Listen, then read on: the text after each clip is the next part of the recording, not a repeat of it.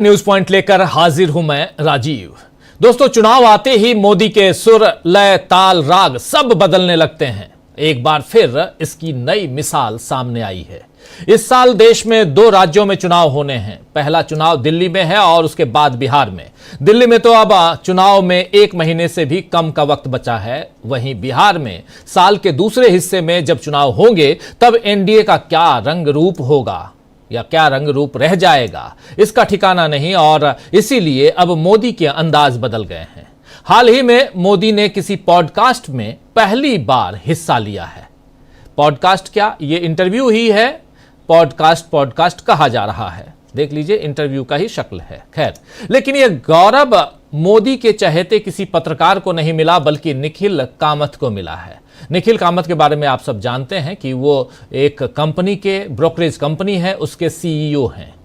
मोदी ने निखिल कामत के साथ ही पॉडकास्ट क्यों किया, यह अलग चर्चा का विषय है। लेकिन इसमें उन्होंने जो बातें कही, उन पर अब सियासी हलचलें तेज हो रही हैं। एक तरफ मोदी ने इस चर्चा में मान लिया कि वो भगवान नहीं बल्कि इंसान हैं, यानी वो नॉन बायोलॉजिकल नहीं है बल्कि वो बायोलॉजिकल है, मनुष्य हैं, इंसान हैं, और उनमें उनसे भी गलती होती है। यानी इंसान जैसे गलतियां करता है वैसे नरेंद्र मोदी से भी गलतियां होती हैं, और इस आधार पर वो कह रहे हैं कि मैं भी मनुष्य हूं, इंसान हूं।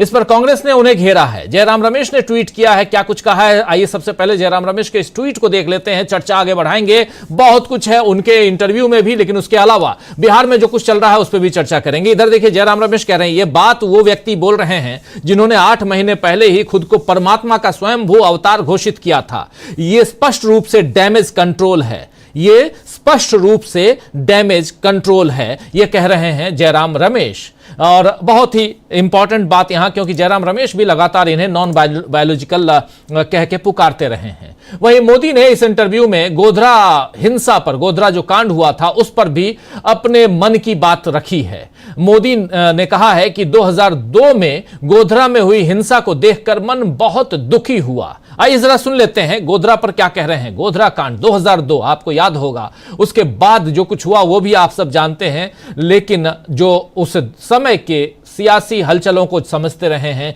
देश के हालात को समझते रहे हैं, वो सब तो, और खासकर पत्रकार साथी तो बिल्कुल जानते होंगे कि गोधरा कांड क्या था। आइए सुन लेते हैं उस पर नरेंद्र मोदी क्या कह रहे हैं। मैं 24 फरवरी 2002 को जीवन में पहली बार एमएलए बना। 24 फरवरी 2002। 27 फरवरी पहली बार मैं असेंबली में गया। जीवन में पहली बार विधानसभा गृह में गया। मेरी एमएलए की आयु 3 दिन थी और अचानक गोधरा में इतना बड़ा कांड की खबर आने लगी। ट्रेन में आग लगी है, धीरे धीरे खबर आई मरने। तो मैं बहुत ही स्वाभाविक, जो भी रेस्टलेस कहो, जो भी, क्योंकि मैं चिंतित था। मैं हाउस में था। हाउस में मैं निकलते ही मैंने कहा भाई मैं गोधरा जाना चाहता हूं। तो मैंने कहा यहां से बड़ौदा जाएंगे, बड़ौदा से हम हेलीकॉप्टर लेंगे। तो बोले हेलीकॉप्टर तो है नहीं। तो मैंने कहा किसी का देखो। तो ओएनजीसी का शायद था, तो सिंगल इंजन था। तो उन्होंने मना कर दिया, वीआईपी को नहीं ले जा सकते। मैंने कहा मैं वीआईपी नहीं हूं, मैं कॉमन मैन हूं, मैं जाऊंगा। तो बड़ा झगड़ा हुआ हमारा। मैंने कहा मैं लिखित देता हूं, जो कुछ भी होगा मेरी जिम्मेवारी है, मैं सिंगल इंजन हेलीकॉप्टर से जाऊंगा। और मैं गोधरा पहुंचा। अब वो दर्दनाक दृश्य, इतने डेड बॉडी है, सब कल्पना कर सकते। मैं भी इंसान हूं, मुझे भी सब कुछ हुआ जो होना था। लेकिन मुझे मालूम था कि मैं एक ऐसे पद पर बैठा हूं कि मुझे मेरे इमोशंस को, मेरी जो नेचुरल टेंडेंसी मनुष्य की होती है, उन सबसे बाहर रहना होगा, सबसे ऊपर रहना होगा। और जो भी कर सकता हूं करके मैंने कोशिश की अपने आप को संभालने की। तो सुन रहे थे आप, यहां पर नरेंद्र मोदी जो हैं वो साफ साफ अपनी बात कह रहे हैं। हालांकि गुजरात के मुख्यमंत्री होने के नाते कह रहे हैं कि मैंने अपनी भावनाओं पर काबू रखा। जैसे ही मुझे सूचना मिली, विधानसभा से निकलते ही मैंने कहा कि मैं गोधरा जाना चाहता हूं। हम पहले बड़ौदा जाएंगे, वहां से हेलीकॉप्टर लेंगे।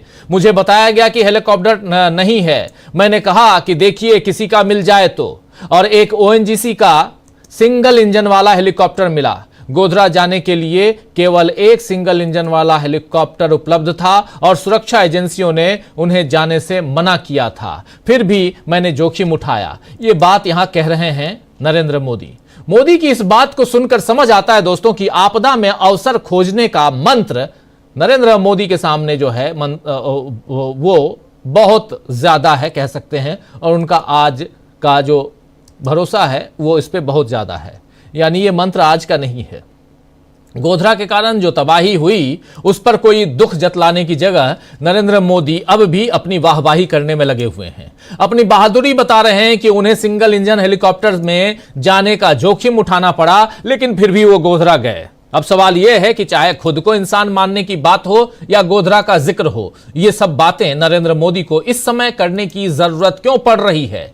क्या इसीलिए कि मोदी को अब समझ आ रहा है कि उनकी सत्ता अब पहले के जैसी सुरक्षित नहीं है, बिहार में कब क्या होगा इसका कोई ठिकाना नहीं है, इसलिए, या कुछ और है? उधर बिहार में तेजस्वी यादव लगातार नीतीश कुमार और बिहार सरकार पर हमले बोल रहे हैं और साथ ही नीतीश के लिए इंडिया के दरवाजे खुले होने की बात भी हो रही है।